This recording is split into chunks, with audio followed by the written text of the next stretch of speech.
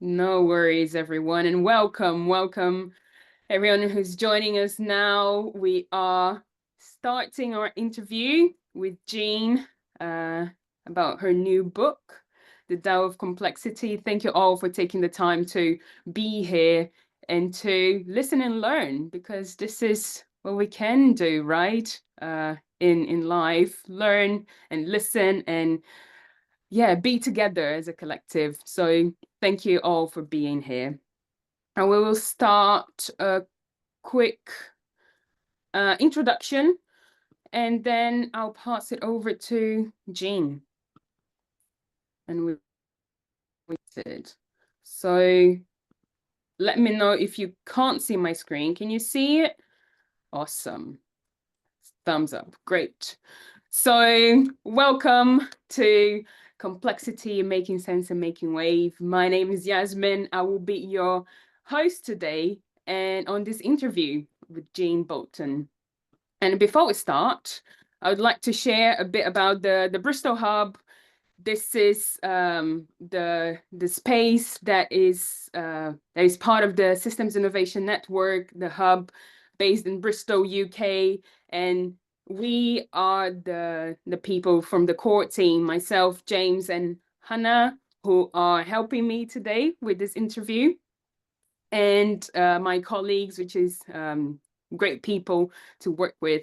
So we are the core team of the Bristol Hub, but we also have our partners and associates groups who help us very much to run this hub and make events like these ones happen. So very thankful to have this amazing group of people supporting and helping us with the group. So in case you don't know, SI has loads of different hubs all over the world, and we are one of these hubs, the location hubs right here, the last one to be formed. But we also have thematic hubs in the SI network, and as you can see, Martin here is part of the governance hub. We have Giselle, part of the design hub, and others. So make sure to check out the SI network, or the location hubs and the thematic hubs as well, because everyone has something very great to share and in different ways. So check them out. So yeah, today is time to talk about making waves and making sense of complexity. So I would like to quickly introduce Jean at the moment.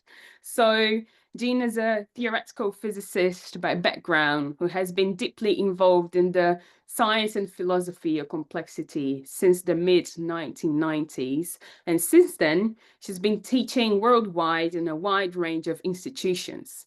She's the lead author of Embracing Complexity, and her most recent and most ambitious book, The Tao of Complexity, which is the piece we're discussing today.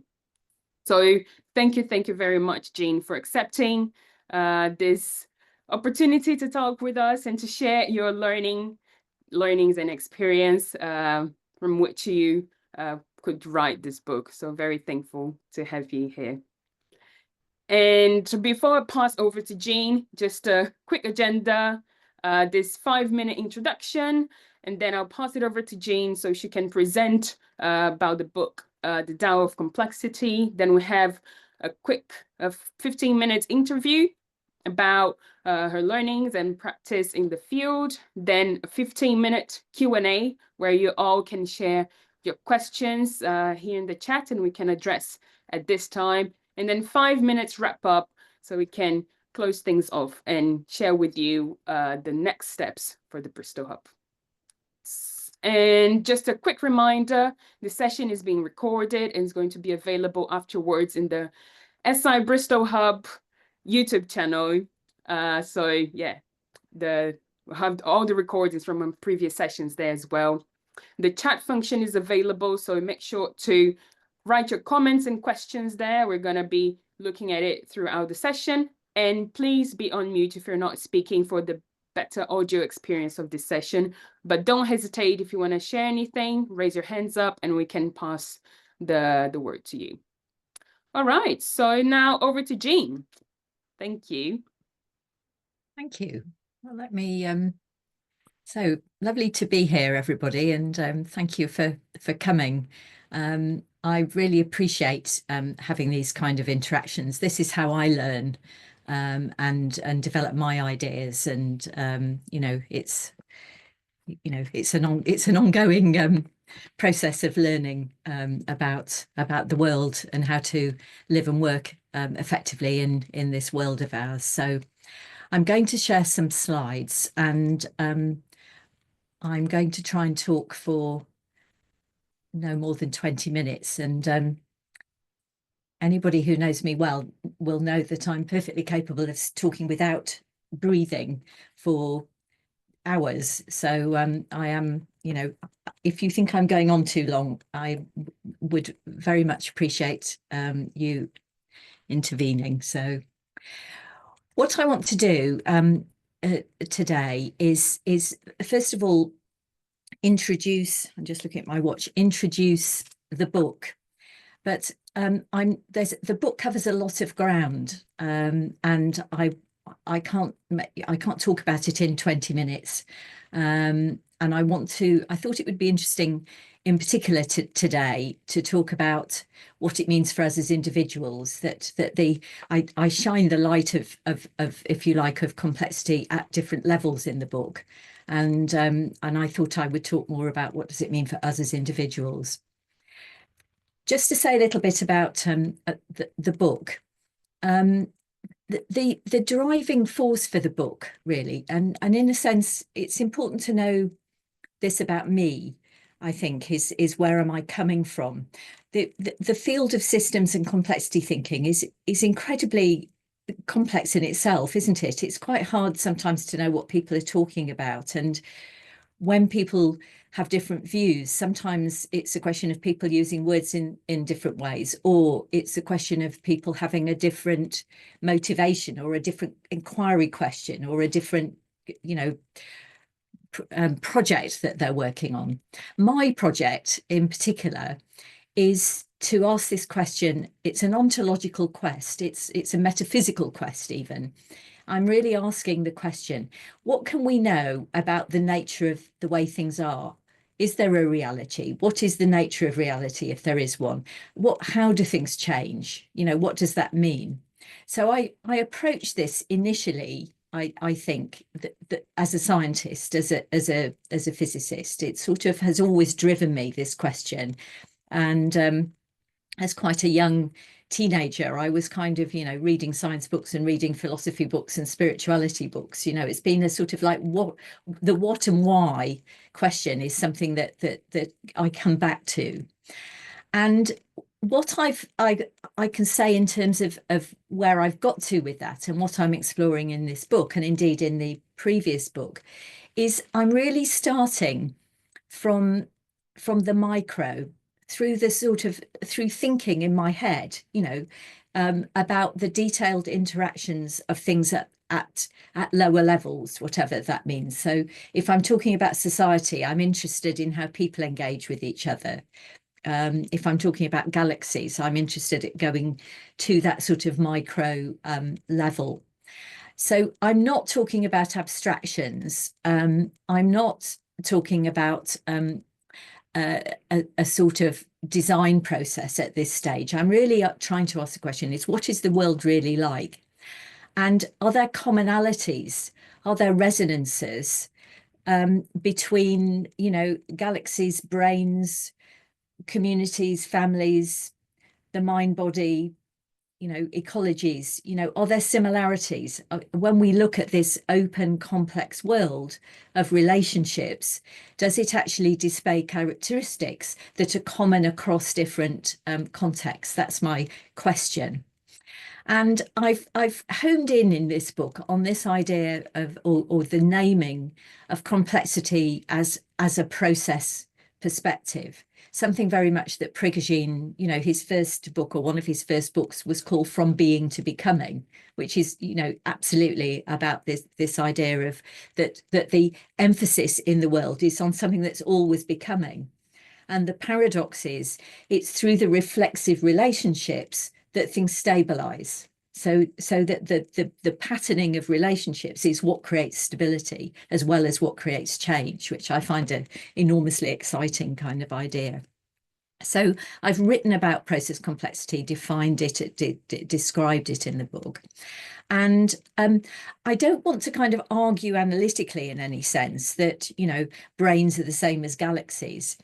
I'm really inviting you in the book through its kind of dialogic style to say, isn't it interesting? Look, when I read this book on brains, it says this about plasticity and complexes and the way brains change. You know, if I read this book on galaxies, I'm finding a very similar perspective on the emerging, stabilizing, and ultimately dissolving of patterns of relationships of form. So this is my kind of excitement, and I want to introduce you to that through this kind of idea of ontological resonance, rather than arguing, you know, it is like this because I want you to kind of have the information and the material to reflect on that yourself.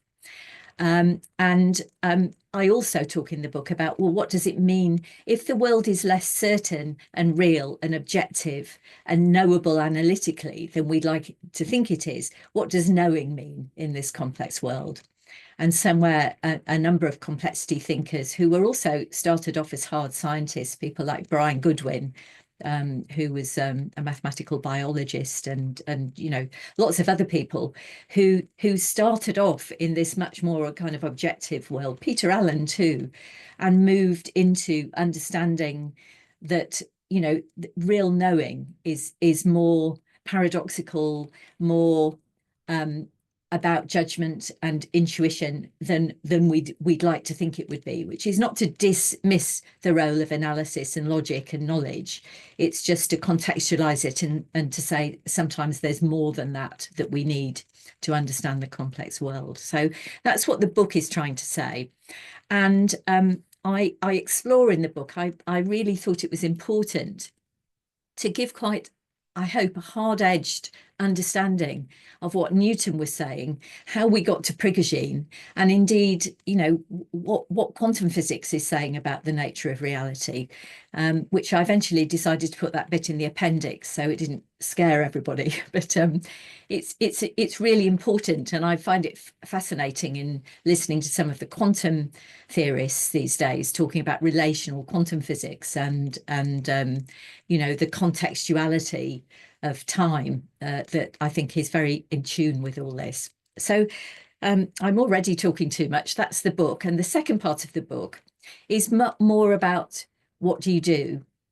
And again, I haven't wanted to introduce that in a kind of linear way. I wanted the nature of the book to reflect the nature of the message. So it's a series of overlapping reflections and discussions and insights or not insights or my views or things that triggered me to try and kind of weave around some of these ideas. Something I really felt, having been involved in this field for 30 years now, is, you know, I often have conversations, and indeed with myself, about, you know, like, what is self-organization? And people will say, well, it's this, you know, obviously, or things are non-linear, or they're self-similar, or, you know, they're fractal, or, you know, whatever they say. And do we really know what we mean when we're saying those things? Have we really, you know, have we really understood? Are they just, have we got a kind of vocabulary of in our little toolbox, then we can bring out these long words and feel, you know, and put them in different orders and feel we've got somewhere? But do we really know what they mean? And indeed, are they all relevant? You know, some of them are artifacts of models that have limitations, which I wrote about with Peter Allen in the book Embracing Complexity. We've got to be careful not to reify the model in using those kind of fancy words. You know, what do we really, how do we really get to know what paradox or self-organization or emergence even really means? You know, emergence is a word I write about, and probably one of the hardest bits to write in this book was, you know, what is emergence? It, you know, again, you know, I want this book is written as a conversation, I think. So that's already 10 minutes of my 5-minute introduction. So I'm trying, everybody. So I've talked, I think, about this idea of starting from the micro. And my tradition into complexity was the work of Ilya Prigogine. Peter Allen worked with Ilya Prigogine, and I worked with Peter Allen, who was also a theoretical physicist, despite us both being situated in a management school teaching strategy. I find this the most compelling story of the kind of the real micro understanding, the real nuance of understanding of complexity. And the word for which Ilya Prigogine got the Nobel Prize was the word open. That if you look at the physics of closed systems, and most analytical classical physics is assuming that things do not interact with their wider context, then you've got two models in physics. One of them is Newtonian mechanistic view, which is that things carry on in a deterministic way, in a machine-like way forever. And the other image that comes from equilibrium thermodynamics, also a classical theory, also applied to closed systems, is that things ultimately descend into featureless dust. And what Prigogine talks about in his autobiographical speech when he got the Nobel Prize was how he was triggered by the work of Henri Bergson, a book called Creative Evolution, where Bergson was saying, well, how come evolution gives us increasing form and sophistication and structure, and physics seems to have nothing to say about that? And the joining word, which joins a mechanical view, a thermodynamic view, and an evolutionary view, is that in open situations where they're exchanging energy and information and material with a wider context, you get the emergence of form. And these pictures, the Belousov-Zhabotinsky experiment, of which these swirly bits are examples, was work done by two Russians. Prigogine was Russian by background, and he was able to read their papers in Russian. And they were finding in these chemical systems the emergence of patterns, and people just thought it was an experimental error. And he was one of the people who started to explain that in situations open to the wider context, we can get this patterning, this emergent of form. So that really is interesting. And then we go on to say, well, what else can we say about that form other than it emerges? So I say in the book, and I distinguish between the idea of what's fundamental to saying something is complex as opposed to a machine. What are the fundamental qualities that we need if we're going to be able to engender this complex, flexible yet balanced, patterning, whether we're looking at Petri dishes or social or ecological systems. And it seemed to me that the three essential ingredients are this idea of something being open to its wider context, there being diversity, both in terms of what can connect with what, and that there's a sense of a reflexive relationship. And I know people use all these words in very different ways, but all I'm really saying is that if A affects B, B affects A back. And if A affects B and C is there, then B affects C and A, and then they affect each other. It's a complex muddle of interrelating, of reciprocity. And that's kind of the starting point. Now, if I look, and again, I'm going to have to speed up, I'm afraid, but if I look at a family as an example of an open, complex situation, this is for me quite an important point to make. So a family is a tiny social system. And families, as you will know, often display relatively stable patterns of behaviour and relationships that sustain. There are some families that, they have their tea about, sorry to use the English word, they have their tea at about the same time. If dad isn't there to cook, mum can cook. If granny comes to stay, they can move the bedrooms around. It's a stable set of relationships that has a similarity of form, but that can flex when new ingredients arrive and things change. Some families, however, aren't like that. Some families are very rigid, where people have to do exactly what they're told. you know, there's a kind of hierarchy of practice, and some are very chaotic. Now, the point I'm trying to make, and I'm talking about a family, I could equally well talk about an organisation or an ecology, that it's the same thing going on. It's always complex, but sometimes that complexity emerges into something that's self-regulating, healthy, adaptive. But sometimes it can become either chaotic or seemingly simple, seemingly kind of clear to understand, so with a sort of rigidity. But it's always, we can understand the shifts between those different modes by looking at the way these interrelationships are moving and changing or getting too fixed and locked in. So that's kind of what goes on in my head. That's my kind of image. And if I'm looking at galaxies, brains, communities, societies, I find something similar in that idea of the emerging, stabilizing, and essentially potentially dissolving of patterns of relationships. That's my sort of ontological frame that I carry around, you know, to dinner parties. So beware, you know, I'm this is how I look at things. And that kind of, if I stay with that idea of open to the wider context, diversity, reflexive relationships, I find some characteristics of complex situations that have some commonality, you know, whether I'm talking about a wider context, whether I'm talking about a small social system, a larger one, you know, an ecology. Now, you know, there's something similar. So there's something about process complexity that it's really emphasizing, that things are always becoming.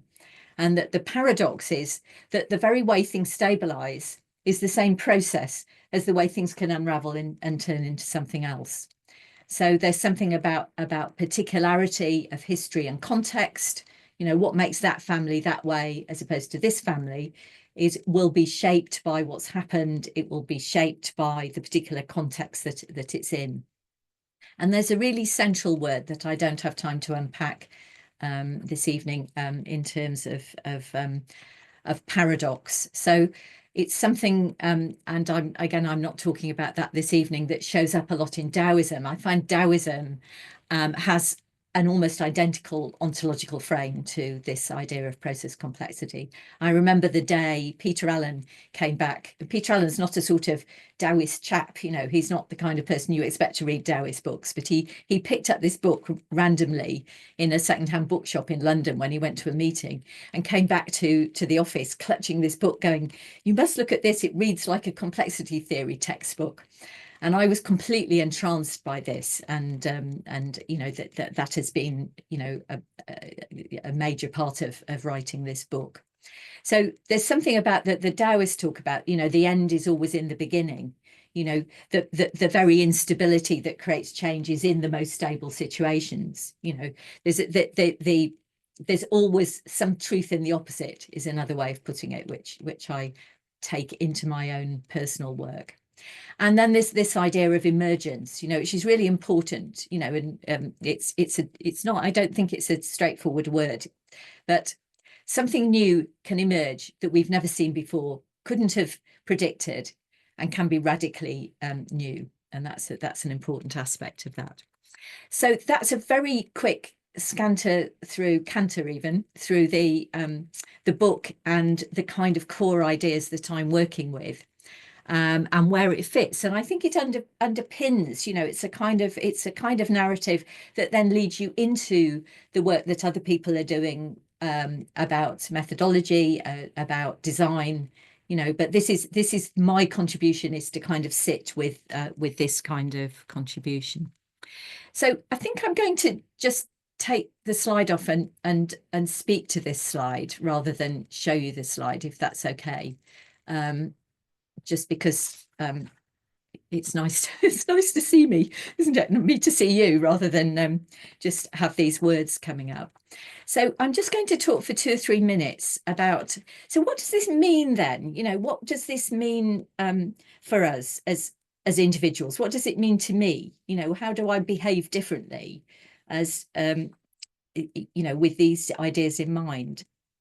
So I think it's interesting to imagine myself as a pattern, as something. It's what Buddhists call emptiness. It's what one definition of emptiness in Buddhism. It's like even we as individuals are constituted by the history and about the way we repeat things, the way we hold ourselves in place, sometimes positively, in a kind of repeating pattern. Don't you find yourself doing the same thing in the same way, making the same mistakes, or showing up in a similar way? There's something about, we are patterns connecting. There's something about the heart mind.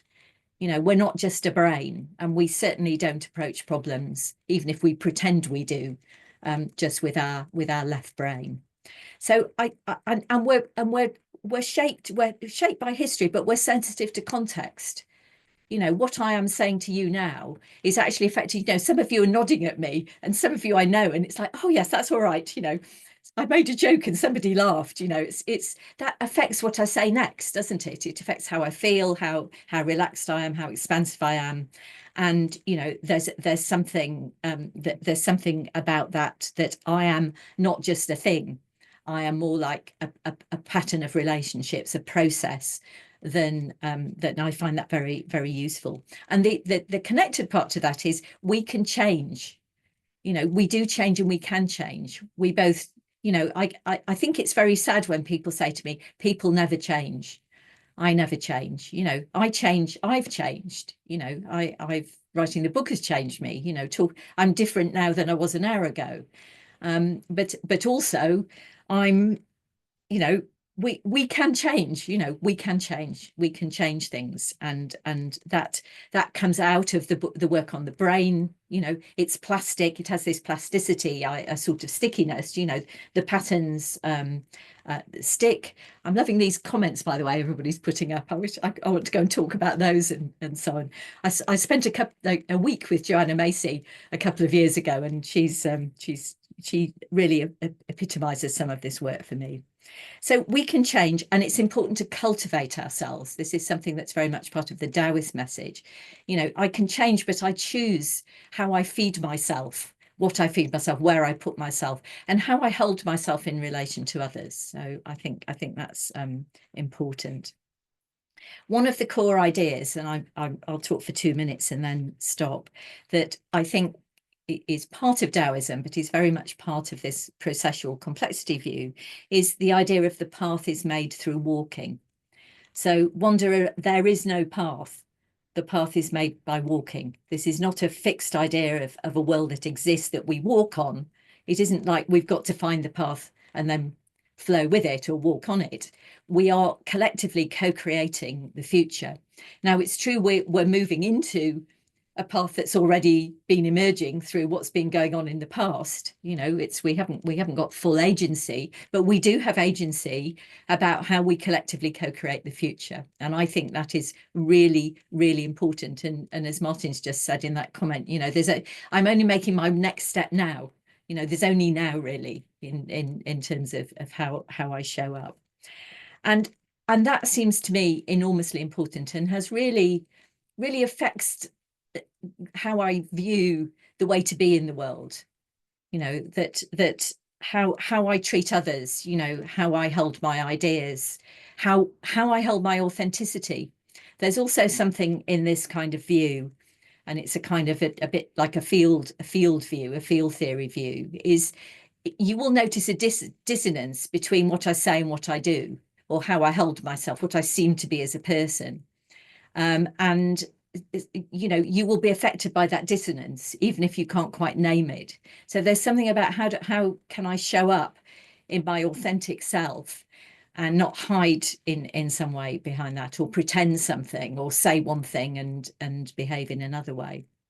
And it's another whole longer conversation, but one of the pieces I put in the book that that is contentious is I'm wary of people who have extremely articulate analytical left brain views, but don't seem to live them well, because we really make sense of the world in our intuitive instinctual way. You know, I did theoretical physics. I can do sums. You know, I haven't given it up. You know, it's still in my head. But how I make sense of the world is actually through the heart mind. It's an embodied sense of the world I've come to feel, which doesn't leave out my brain, but it's not the only thing that I'm using.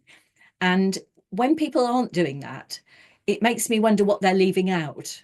You know, can I trust their wisdom if their wisdom's coming from the left brain in particular alone? So it's something that I really think about. And people like Joanna Macy, but also people like Roger Penrose, you know, Nobel Prize winning theoretical physicist, one of the nicest guys you could ever hope to meet. You know, he holds his wisdom with humility. He listens to you.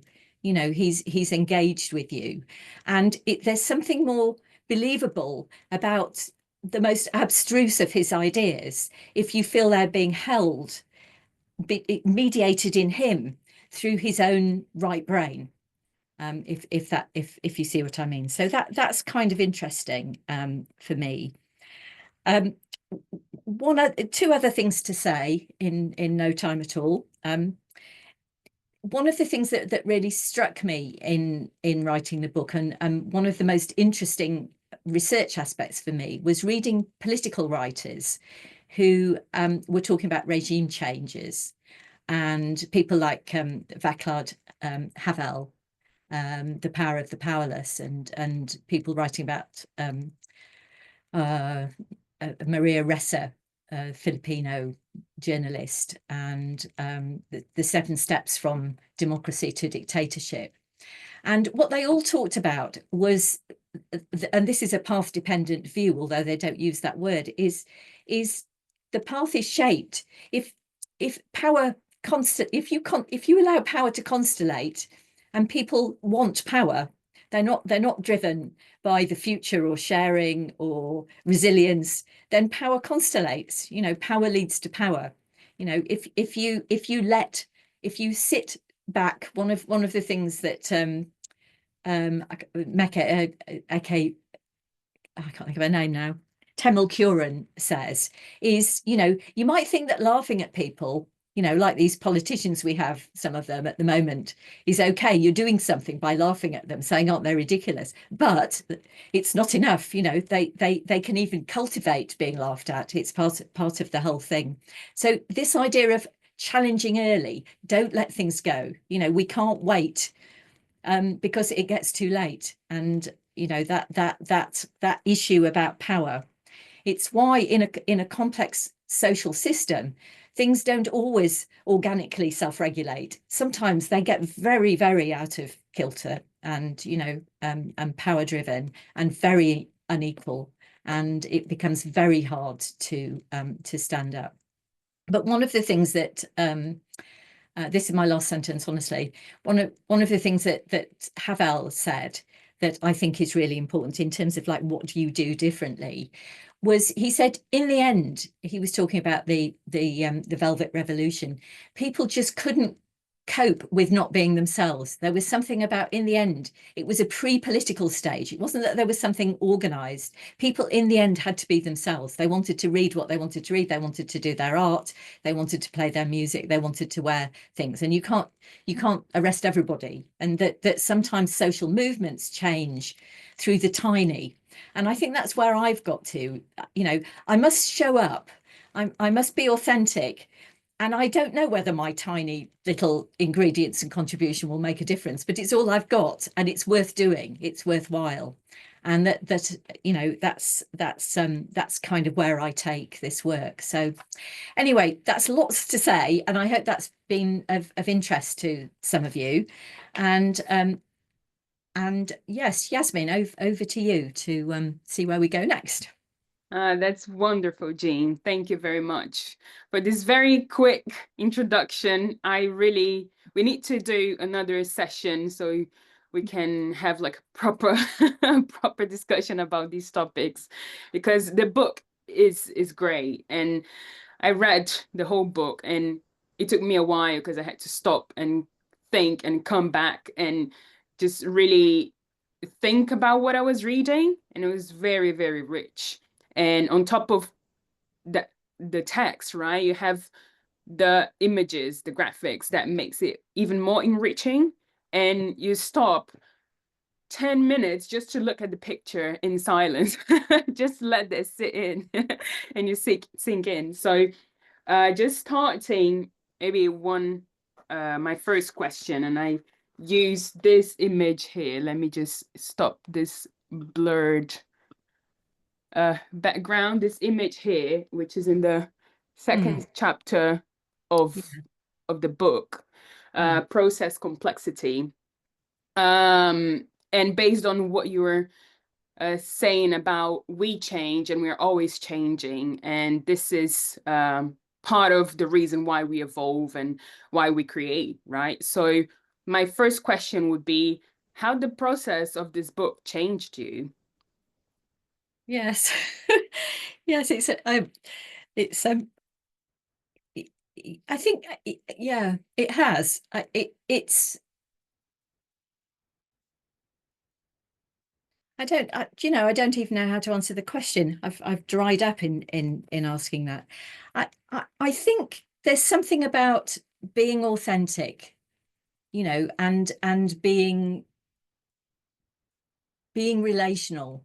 I think one of the things, I went to see Joanna Macy. I was really, not everyone will know who Joanna Macy is, but she did a PhD in the 1990s on systems thinking and Buddhism.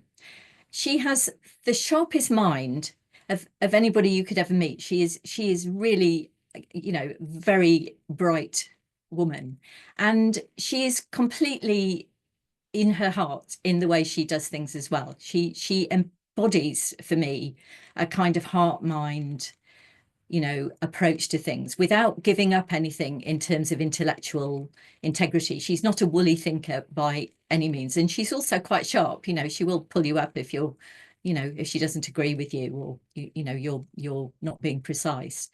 But that's what I think. That's, we're not going to change the world, and I want to change the world. I suppose that's something that this is my bit of activism.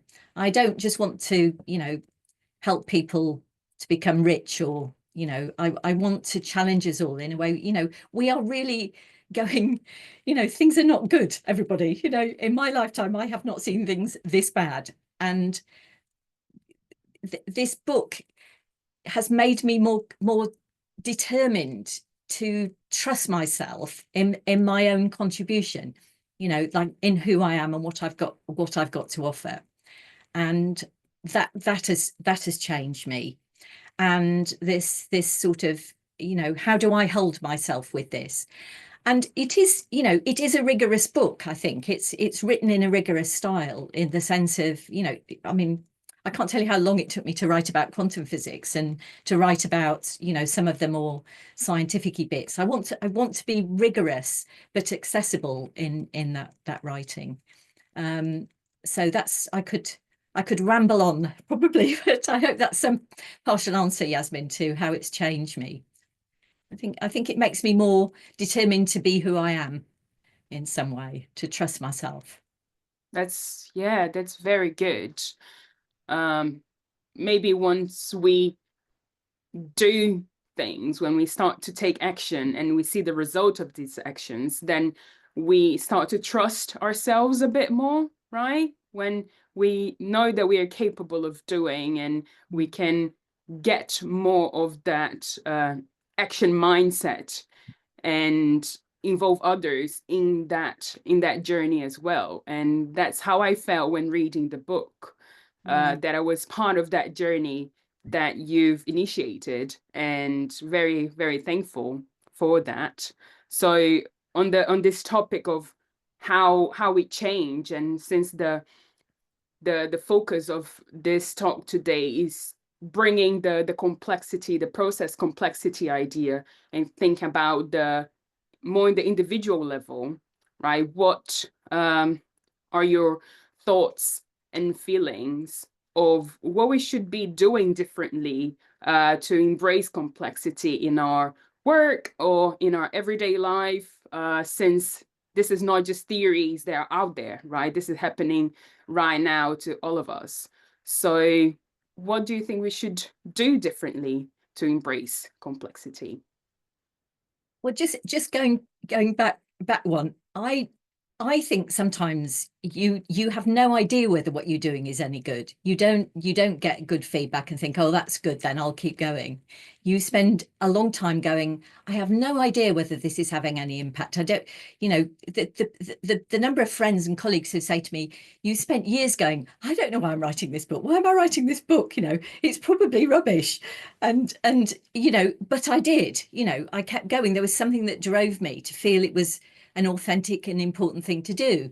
And you don't know, you absolutely have no idea half the time. You have to sort of take a next step with integrity.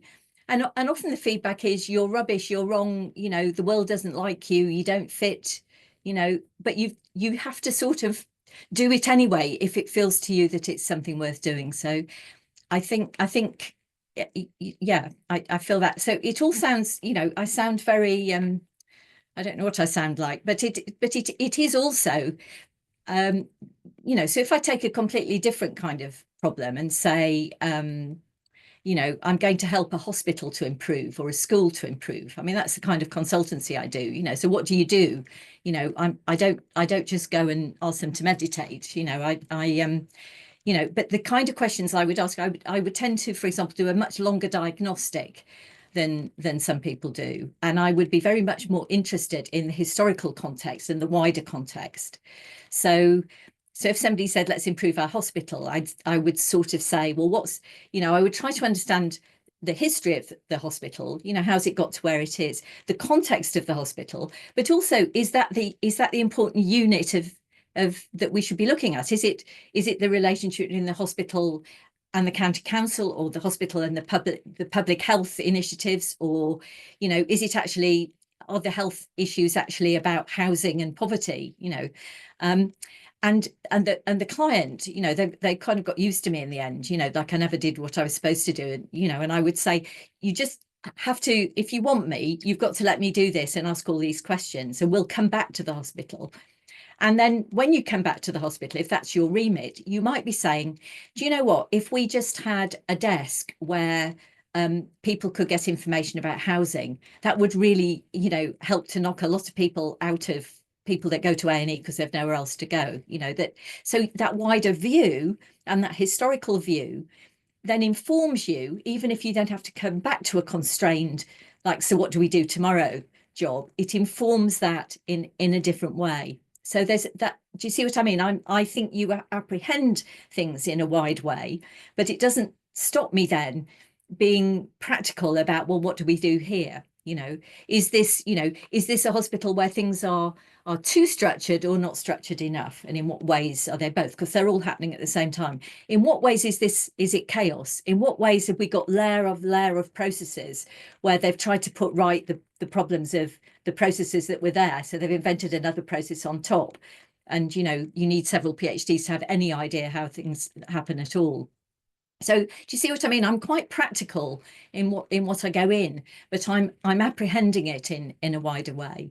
And I would tend to, if I possibly could, work with a wide range of stakeholders, and get voices from people who used to work there, or from suppliers, or from patients, to kind of do this. But one of the pieces I write in the book is called Simplicity on the Other Side of Complexity. And if you apprehend the picture in a rich way, often what to do, or the kind of, the real features that are there are clearer. So that's a partial answer, Yasmin, I think, to, I don't want you to think that I'm merely meditate, which I do, but No, that's awesome. I'm reading here Braden's question in the chat. What is the role of balance in the dynamics of complexity? For example, do higher degrees of deviation from the established equilibrium increase the probability of systemic transformation as a means of rebalancing? I think there's a clarifying question here. Yeah. So the answer is I don't know. It depends. It would depend on the situation. But if you take the example of a family, then if there's too much, you know, some work was done a few years ago on this kind of rather odd idea that came out of a mathematical model from the 1980s about the edge of chaos, you know, that somehow there's something, you know, it exists, and B, it's generative. Whereas, you know, it was a phase change between that came out in a particular model in the 1980s. The point is, if you have a family, if I was a social worker and working with a family, some families I'd say this feels pretty balanced. It's got enough diversity of ways of working, and people are relating. I might have questions in my head like, you know, do the kids go sometimes to dad and sometimes to mum, and will they go to the elder sibling if nobody's around? You know, tick. If you know, if there's no tea on the table, what would this family do? So there's diversity of behaviours and diversities of relationships. And another family, you might think this is just too rigid, you know, it's not got that kind of relationship. So there is something about the Goldilocks zone between not too much and not too little. But what is too much and what is too little, I don't know. I'd have to be there and see and have a sense. Same in organisational life. You know, some organisations are unspeakably chaotic. Some organisations have a pretend rigidity, and then what goes on underneath the surface is just something else. You know, it's just like the way decisions are actually made has nothing to do with the pretend structures that people are pretending about. But it is a judgment. I think that's what I'm trying to say. And I tend to beware of using those kind of abstracted first order things like balance, you know, because it's like you have to go back a level to say, well, what's really going on here? What do I mean by diversity here? So that's my opinion. You know, I'm sort of wary of those more abstracted narratives about situations. It's like you end up with them, but you don't start with them.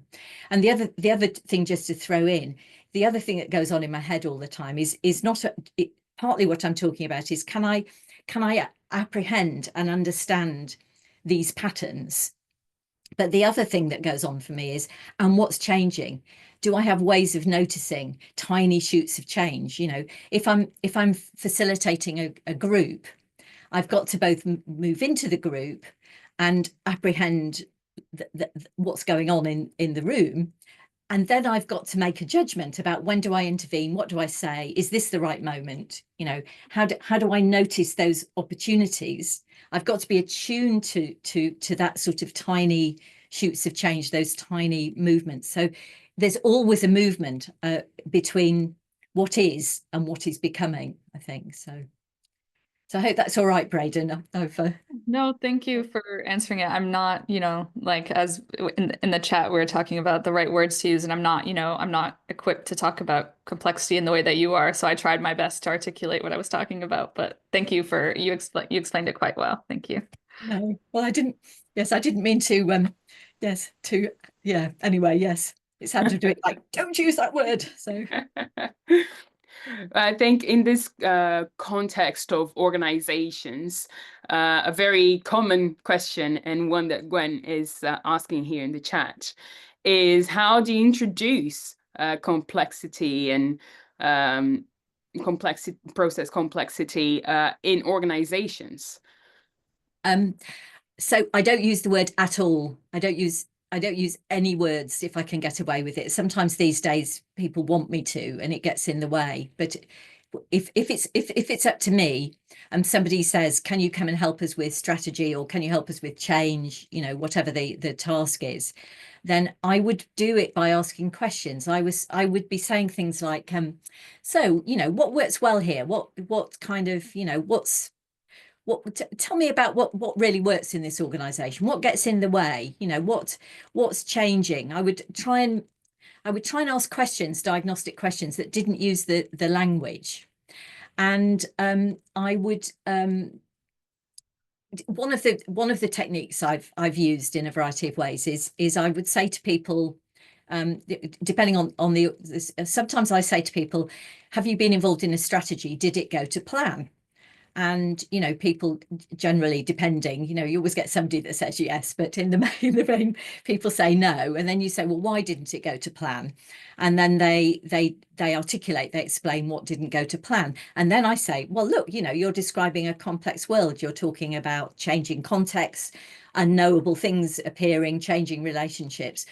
Or I might say, has your life gone to plan? You know, that's another one. Or I show people a picture of a wave and say, what made that wave the way it is? And people love that one, and they go on about the moon and, you know, and the slope of the seashore. And what they rarely say about the wave is, you know, let's say there was a tsunami 2 days ago, and the energy in that wave, you know, is it's over and above what you'd expect. Or, you know, a submarine has just emerged in the middle of that wave and changed its form. And what I'm trying to show in that is that the complex world has always got knowable things, stable things, but it's also got things that happen by chance at the last minute, or there's a historical context to it that we often forget. I think one of the biggest things I bring into organizations is this desire to understand the historical context, and the wider context, you know, doing stuff sometimes on policy work, you know, like how should an INGO deal with Myanmar or Syria, which, you know, back in the day I've dealt with those kind of questions. So that I try not to use the language at all. I try to let it inform the processes I set up and the questions I ask and the way I design interventions. But increasingly people want me to talk about it, and then it in some ways it's, you know, there's a difference between sharing like this and with people who want to know about these ideas, and actually working in an organization where people just want you to do a job and it gets in the way. So that's my pragmatic response. Perfect. Yeah. So it's very, very common question. So that had to be addressed today. And let's see if this is the last one or not for today. Have Paula here asking, how can personal agency be enabled in complex systems transformation? Where do you strike the balance between individual and collective needs?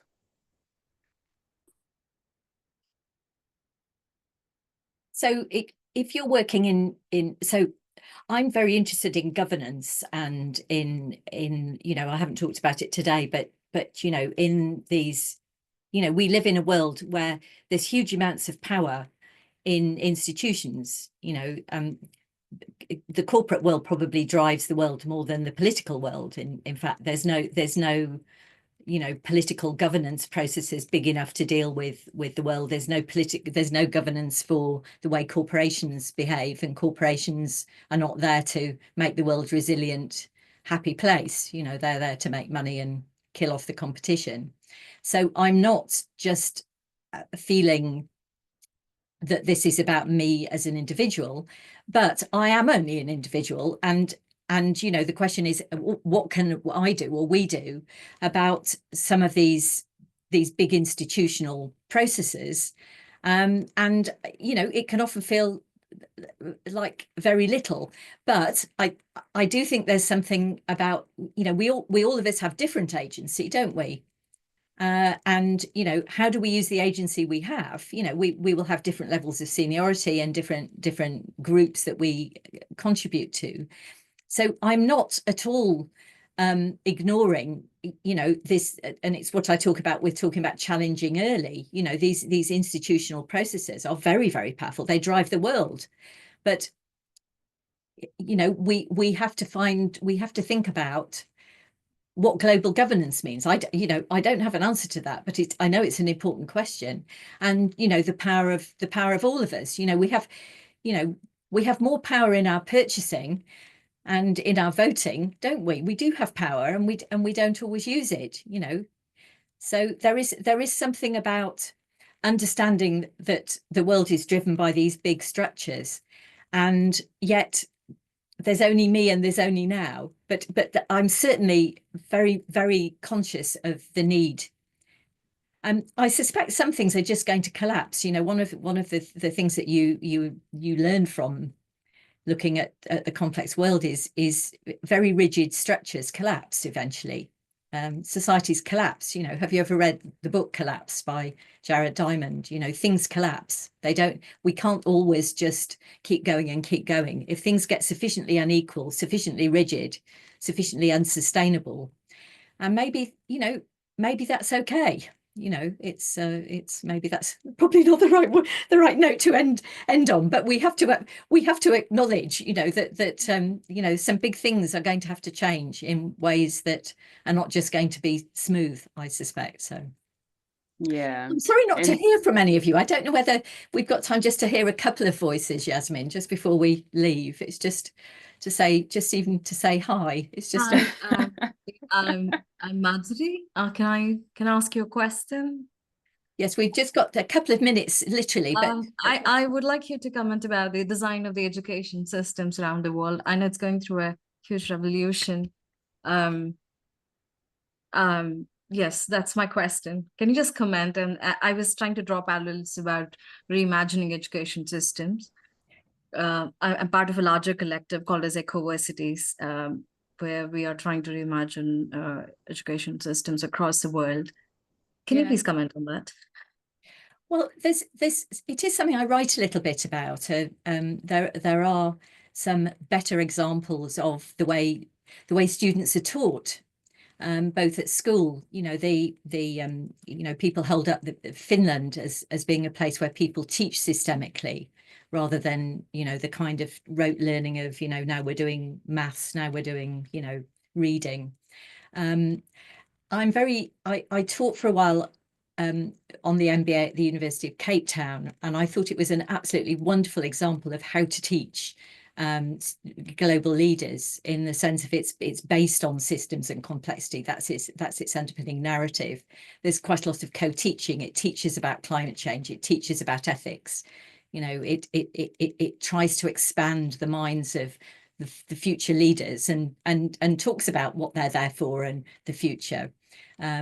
So that kind of you know, that and I was somebody, I'm getting lovely emails from people at the moment. Somebody who teaches in Hong Kong sent me the way they were teaching students about complex thinking. These are sort of 16-year-olds, and in this little list they even had the word equifinality, which is not, you know, it is a complexity word. Von Bertalanffy wrote about it in General Systems Theory. It's not your usual word, and I was thinking, wow, you know, this guy's teaching this to 16-year-olds. So I think there are things we can reimagine. And I think education is a really important way. I mean, look at women's education and how that changes, you know, population growth and all sorts of ways of behaviour. So education is really important, and reimagining that kind of connectivity and teaching for a different reason and in a different way, I think is hugely important. Yeah. I think there needs more time and more opportunities for us to continue these discussions. I think 1 hour wasn't enough, so that will be a learning for next time for sure. And yeah, but we will wrap up for today, unfortunately. So thank you very much, Jean, for being here. It was immense pleasure to have you and to have everyone involved and asking questions and being very actively participating in this session. I will quickly just finish off the session, letting you know that we have other events coming up. We have the systems mapping Bristol activity that is happening in person on February 27th. We will start posting about that. But if you are in Bristol and you want to connect and you want to think about projects together and ways to advance these conversations in other areas in Bristol, please check out the LinkedIn. I put the several links there that will be important for you to explore and continue this conversation. We have an interview. Sorry, this one is March the 21st with Diana Finch about alternative economics. And we have a book club happening starting from February onwards, and that will be very good for us to study together about topics of complexity and so forth. So these are the activities happening next. And this is the Bristol Hub QR code. All the information of events and questions and connecting with others is going to be there, and also on our LinkedIn, which is in the chat that I just shared with you. And yeah, that was it for today. We should come back to this conversation because, yeah, 1 hour wasn't enough. But thank you very much, everyone, for being here. It was immense pleasure. And see you next. Thank you very much, Jean, for being here. Thank you. And please get in touch, anybody. I love talking and engaging, you know, that's how I learn. So feel free to contact me. And it's been lovely. Thank you, Yasmin, for hosting it. Thank you. Thank you for accepting. It was a pleasure. Thank you, everyone. And see you next. Thank you, Jean. Thanks, Yasmin. Jean, I will contact you as you, because I can't wait to just talk more with you about everything. So No, please do. It's yeah, if you'd like to add your email here on the chat, Jean, so people can contact you. I've done it through the website. If people want Perfect. to, if you don't mind doing it that way, that would be good. Yeah. Awesome. Let me put here again the links.